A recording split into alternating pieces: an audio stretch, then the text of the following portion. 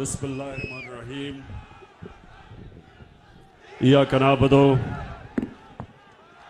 व इय्याका नस्तईन। जनाब महमूद खान वजीर आला पख्तूनख्वा, मुराद सईद यूथ के रहनुमा,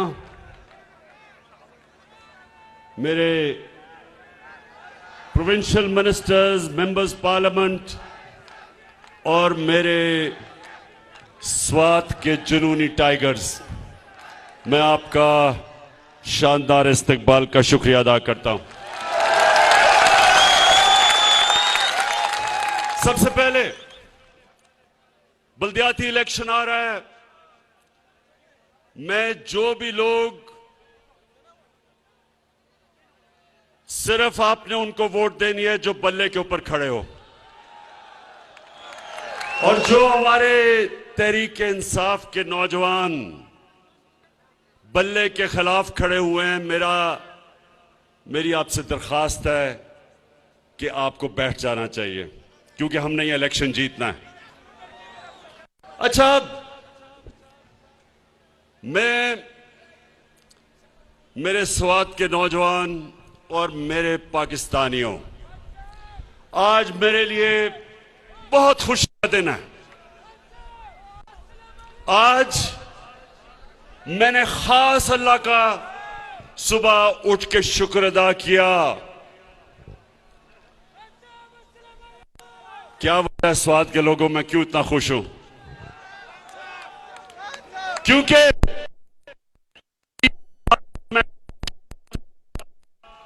मैं और मेरी टीम, पाकिस्तान का फॉरेन ऑफिस, मेरा फॉरेन मिनिस्टर शाह महमूद कुरैशी,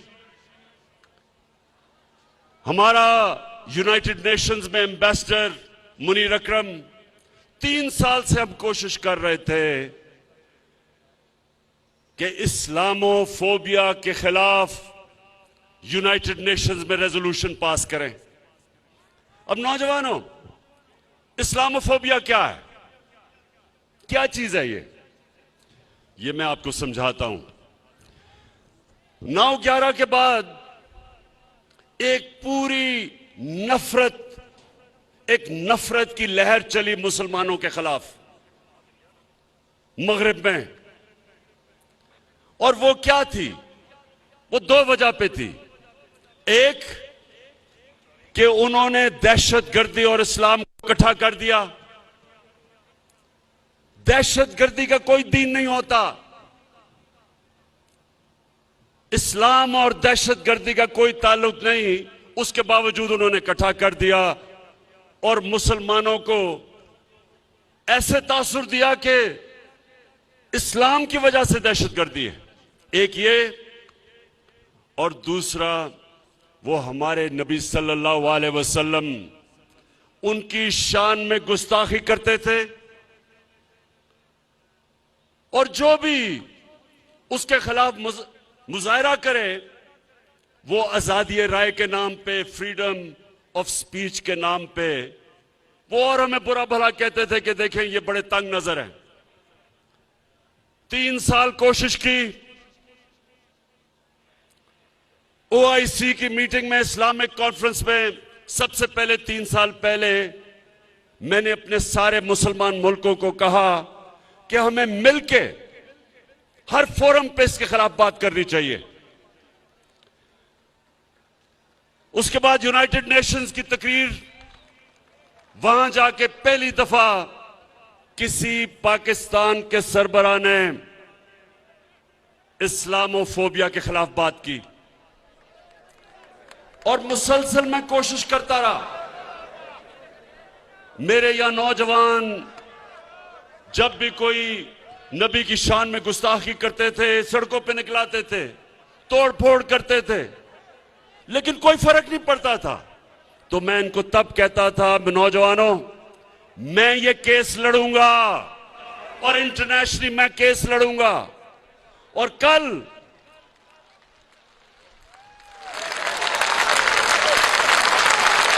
और अल्लाह का करम है, कि कल ये फैसला हुआ, यूनाइटेड नेशंस की रेजोल्यूशन हुई, 57 मुसलमान मुल्कों ने मिलकर पेश की पाकिस्तान की रेजोल्यूशन इस्लामोफोबिया के खिलाफ।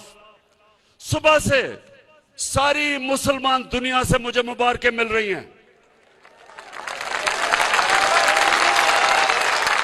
इस्लामोफोबिया का नुकसान सबसे ज्यादा जो मुसलमान मगरबी ममालिक में थे उनको होता था। आदमी दाढ़ी वाला निकलता था, उसको बुरा भला कहते थे। औरत, मुसलमान औरत हिजाब करती थी, उसको सड़क पे गालियां निकालते थे, कोई पूछने वाला नहीं था।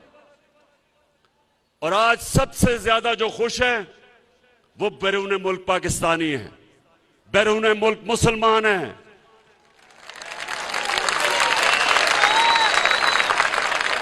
हिंदुस्तान में आज कल हिंदुस्तान में कर्नाटका की अदालत ने फैसला किया कि मुसलमान लड़कियां हिजाब नहीं कर सकती।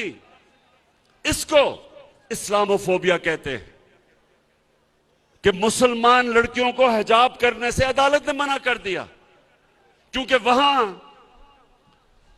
एक तासुब वाली, तंग नजर वाली आरएसएस की हुकूमत जो इस्लाम के खिलाफ है, मुसलमानों के दुश्मन है, अदालत ने यह फैसला कर दिया कि औरत अपने सर पे चादर नहीं ले सकती। यानी औरतें कपड़े उतार तो सकती हैं लेकिन कपड़े पहन नहीं ज्यादा सकती। यह है इस्लामोफोबिया। और शुक्र है अल्लाह का कि हमारी कोशिशों की वजह से यूनाइटेड नेशंस ने यह रेजोल्यूशन पास की। और अब मैं सवाल पूछता हूं, मौलाना फजलुर रहमान, मैं तुम्हारे से सवाल पूछता हूं,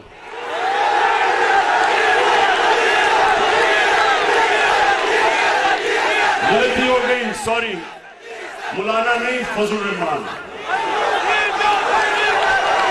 क्योंकि मौलाना आलमे दीन की मैं इज्जत करता हूं। तो मैं फजलुर रहमान से पूछता हूं कि 30 साल से हर हुकूमत में आप शामिल हुए हैं, दीन के नाम पे सियासत करते हैं। मैं आपसे पूछता हूं कि कभी आपने किसी मगरबी रहनुमा के मुंह से एक लफ्ज भी निकाला इस्लामोफोबिया के खिलाफ, बल्कि किसी से बात भी की? जब हमारे मदरसों के बच्चों को आप निकालते हैं इमरान खान के खिलाफ, तो उनको क्या कहते हैं कि ये यहूदी लॉबी है।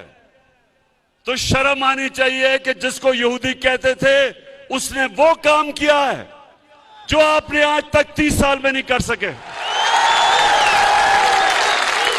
पाकिस्तानियों, ये 1973 के बाद 1973 में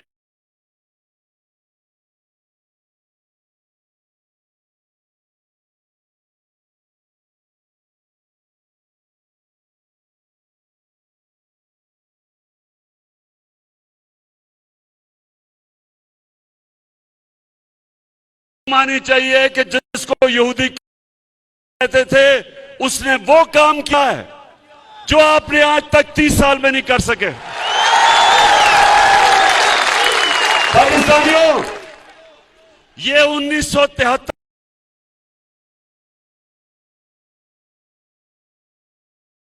के बाद 1973 में यूनाइटेड नेशंस ने तस्लीम किया है कि इस्लामोफोबिया के खिलाफ दुनिया को आवाज बुलंद करनी चाहिए। और 15 मार्च हर साल इस्लामोफोबिया का दिन बना दिया गया है। और सवाल के लोगों, मैं पूछता हूं, इन पिछले 35 साल में जो 3-3 दफा वजीर आजम बने, मैं इनसे पूछता हूं कि कभी आपने यूनाइटेड नेशंस में इसके खिलाफ बात की? कभी आपने ओआईसी में बात की इस्लामोफोबिया के ऊपर? और खास तौर पे नवाज शरीफ, जब आप पर्चियां पकड़ के अमेरिकी सदर के सामने बैठे हुए थे तो एक पर्ची इस्लामोफोबिया की भी पकड़ लेनी थी, एक कश्मीर की भी पर्ची पकड़ लेनी थी। लेकिन जो गुलाम लोग होते हैं वो, उनके कोई अकीदा नहीं होता, बिलीफ सिस्टम नहीं होता, उनका सिर्फ इस तरह के लोगों का जिनका पैसा खुदा होता है, जो पैसे की पूजा करते हैं, उनकी कांपें टांगेंगी अमेरिकी सदर के सामने। इंसान को, स्वाद के लोगों, ला इलाहा इल्लल्लाह इंसान को आजाद करता है। जब आप ये फैसला करते हैं कि अल्लाह तेरे सिवा किसी के सामने नहीं झुकूंगा, आजाद हो जाता है इंसान। हमने, मेरे साथ जो चले थे 25 साल पहले, हमने अपनी तहरीक इंसाफ का नस्बुल ऐन रखा था, इया का नाबुदु व इया का नस्ताईन, कि अल्लाह तेरी इबादत करते हैं और सिर्फ तेरे से मदद मांगते हैं। इसलिए इमरान खान अमेरिकी सदर हो या दुनिया का जो भी सदर हो, उसके सामने आंख में आंख डाल के बात करता है, झुकता नहीं है, पर्चा नहीं पकड़ता, क्योंकि अल्लाह के सिवा कोई खुदा नहीं है। नौजवानों, कोई खुदा नहीं है अल्लाह के सिवा। हमारे मुल्क में जब 2008 से लेके 2018 तक ये दो जमातों, पीपल्स पार्टी और नून लीग जब इक्तदार में थे, 400 ड्रोन हमले हुए पाकिस्तान पे, 400। हमारी औरतें बच्चे मरे, बेकसूर लोग मरे, हमारे लोगों के घर बर्बाद हो गए। अमेरिका की जंग में शिरकत करके स्वात के लोगों ने कितनी कुर्बानी दी, कितने लोगों ने नकल मकानी की, घर उजड़ गए लोगों के। तो क्या ये जो दो मुल्क के सरबराह थे, कभी इन्होंने अमेरिका को ये कहा कि एक तरफ हम तुम्हारी जंग में शिरकत कर रहे हैं, दूसरी तरफ हमारे ऊपर ही बमबारी कर रहे हैं? ये कभी दुनिया की तारीख में कभी किसी मुल्क पे ये गुजरी है? नहीं गुजरी। ये क्यों नहीं बोले? स्वात के नौजवानों, आप बाशऊर लोग हैं, सुने क्यों नहीं बोले? अगर इमरान खान के भी अरबों रुपए मुल्क से बाहर ऑफशोर अकाउंट्स में पड़े होते, मैंने यहां से चोरी करके मैं भी बड़े बड़े महलात लंदन के अंदर मेरे होते, बच्चे मेरे महलों में रह रहे होते, बड़ी बड़ी गाड़ियां मैं चला रहा होता चोरी के पैसे से, तो मैं भी उनके सदर के सामने पर्चियां लेके बैठा होता। क्योंकि जब स्वात के नौजवानों, जब वो चाहें, आज जिस तरह रूसियों के साथ, जितने भी रूसियों के बड़े बड़े उनके बिजनेसमैन के बाहर पैसे पड़े हैं, मगरिब के अकाउंट्स में, बैंकों में, उनके जायदाद सब जब्त हो रही हैं, तो इनको भी पता है कि जिधर इनके पैसे पड़े हैं, इनके महलात हैं, जब चाहे वो इनको जब्त कर सकते हैं। इनके पैसे ने इनको गुलाम बनाया है, इनके चोरी के पैसे ने इनको झुका दिया उनके सामने, और इन्होंने इस कौम को, जो एक अजीम कौम है, इन्होंने हमें भी अपनी हरकतों से हमें दुनिया में जलील किया है। ये सुन लें कि एक कौम, 100 गीदड़ों की कौम जिसका सरदार शेर हो, वो जीत जाएगी। 100 शेरों की कौम जिसका सरदार नवाज शरीफ की तरह गीदड़ हो। हमारी एक अजीम कौम है, ऊपर करप्ट जब लोग बैठे, एक तो पैसा चोरी करके बाहर ले गए, कौम को मकरूज कर दिया। 10 सालों में इनके 4 गुना ज्यादा कर्जा बढ़ा पाकिस्तान का, मुल्क को मकरूज कर दिया। बाहर 20-20, 25-25 निजी दौरे किए जब कौम को मकरूज कर रहे थे। और मेरे पाकिस्तानियों, यही नहीं सिर्फ इन्होंने किया, इन्होंने मुल्क के मफादात को अपनी जात के लिए कुर्बान किया। तो मैं आज स्वात के लोगों आपके सामने ये कहना आया हूं कि आप सब इस मुल्क की बका के लिए, अपने बच्चों के मुस्तकबिल के लिए, नौजवानों अपने मुस्तकबिल के लिए ये समझ जाएं कि ये जो करप्ट टोला,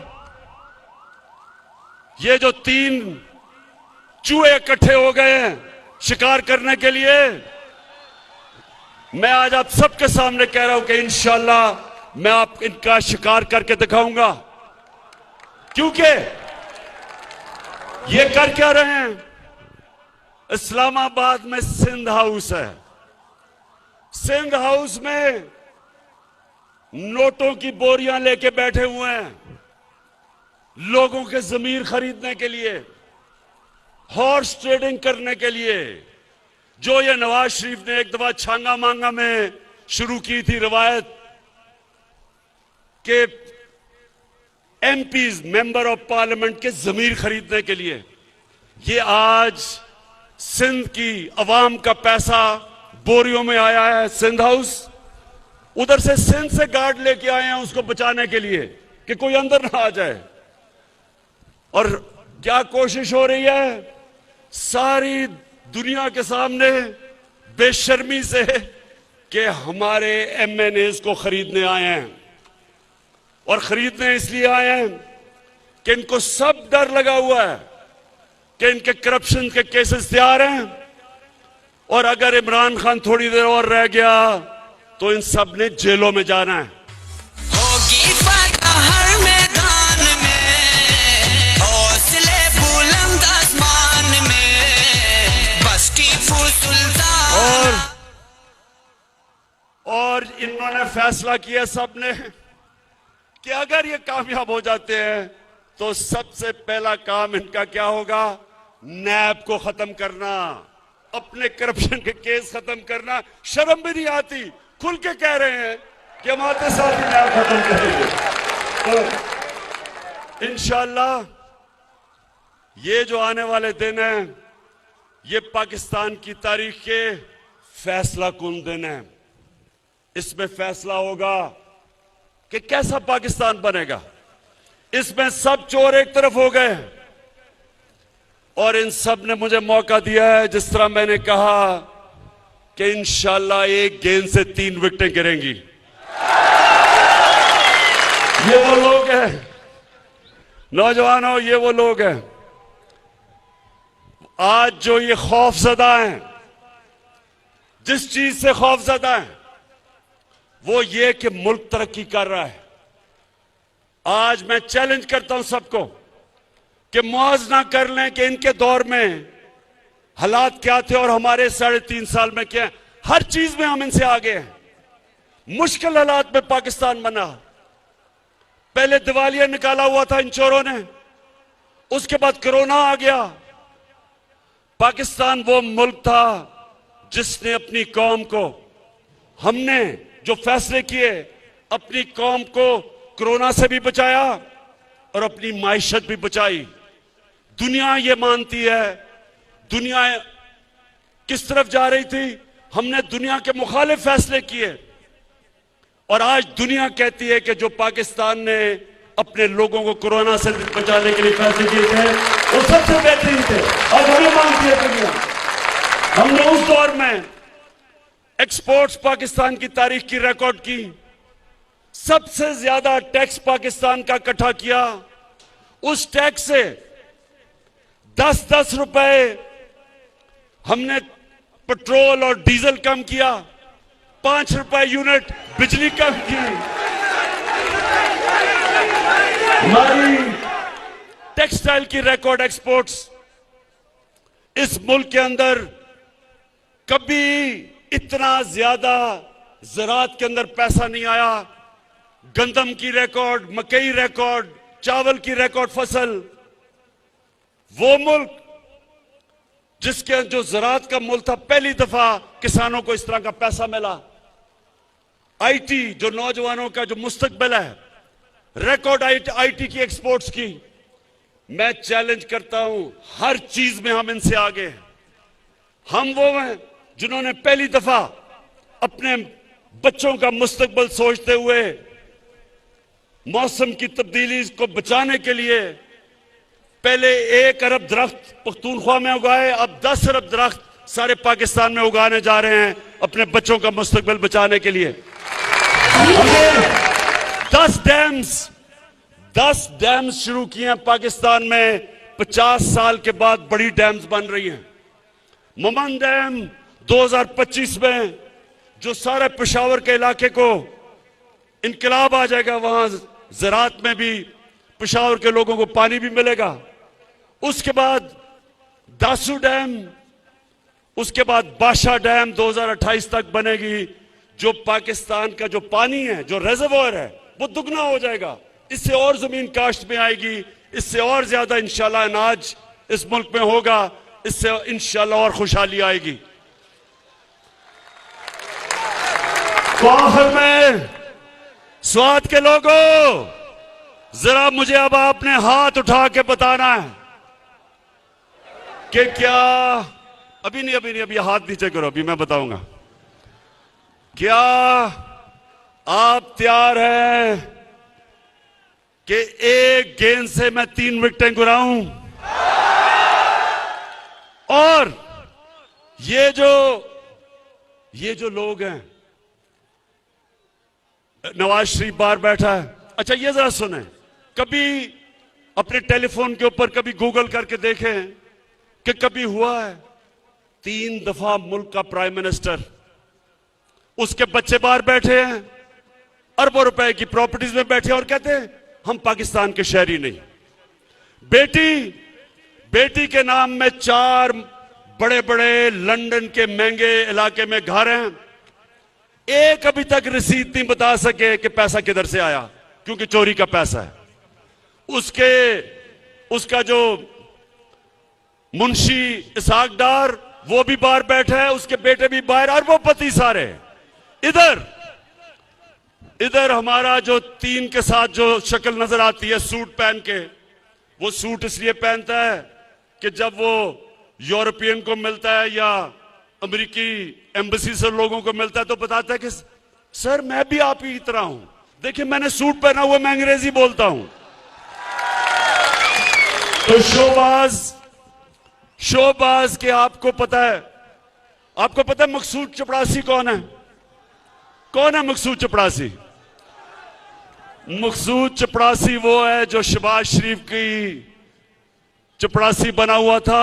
एक दिन उसको पता चला उसके बैंक में 375 करोड़ रुपया आ गया है और बाकी जो नौकरों के नाम पे 1600 करोड़ रुपया आया। तो जब से अदालत में पूछ रहे हैं कि जी पैसा किधर से आया, तो कभी शहबाज शरीफ की कमर में दर्द हो जाती है, कभी उसका वकील भाग जाता है, डेट्स पे डेट ले रहा है। इसको भी डर लगा हुआ है, इसको डर लगा हुआ है कि अगर ये इमरान खान रह गया तो ये अगले 2-3 महीने में ये भी जेल में जाएगा। तो ये सारे मुजरिम और मुल्जिम इकट्ठे होके अब कोशिश कर रहे हैं पैसे लगा के कि किसी तरह लोगों को खरीदे। तो मैं इलेक्शन कमीशन से भी वैसे आज पूछता हूं कि ये जो आपके सामने हॉर्स ट्रेडिंग हो रही है, क्या ये आइन के अंदर इजाजत है? क्या दुनिया की कोई जमहूरियत इसकी इजाजत देती है? क्या कभी बर्तानिया में कभी आपने सुना है, जिधर से हमने जमहूरियत लेके आए हैं, कभी सुना है कि बर्तानिया में इस तरह की हरकत हो? तो इससे क्या साबित होता है? और मैं आखिर में अपनी तकरीर खत्म करते हुए कुरान की वो आयत आपके सामने रखता हूं जिसमें अल्लाह मुसलमानों को हुक्म करता है अमर बिल मारूफ व नही अनिल मुनकर कि तुम, और पूरी आयत है कि तुम सबसे अजीम कौम मैंने पैदा किया दुनिया की इमामत के लिए, क्योंकि तुम अच्छाई के साथ खड़े होते हो और बुराई के खिलाफ खड़े होते हो, अच्छाई के लिए जिहाद करते हो और बुराई के खिलाफ जिहाद करते हो। जब ये तमाशा देखते हैं कि चोरी के पैसे से सियासतदानों को खरीदा जा रहा है, 20-20 करोड़ आपने उनके जमीर की कीमत लगा दी है, तो कौम के ऊपर लाजम हो जाता है कि कौम इसके खिलाफ खड़ी हो। लिहाजा 27 तारीख को जो मैंने इस्लामाबाद में इंसानों के समुंदर को दावत दी है, उसको इस कुरान की आयत के ऊपर दावत दी है, अमर बिल मारूफ। मैं चाहता हूं मेरी कौम निकले और इस्लामाबाद में पहुंच के बताए दुनिया को कि हम सच के साथ खड़े हैं, हम अच्छाई के साथ खड़े हैं, हम इन चोरों के खिलाफ खड़े हैं, हम इन डाकुओं के खिलाफ खड़े हैं, हम इन मुनाफिकों के खिलाफ खड़े हैं, हम इन अमेरिका के गुलामों के खिलाफ खड़े हैं। पाकिस्तान जिंदाबाद।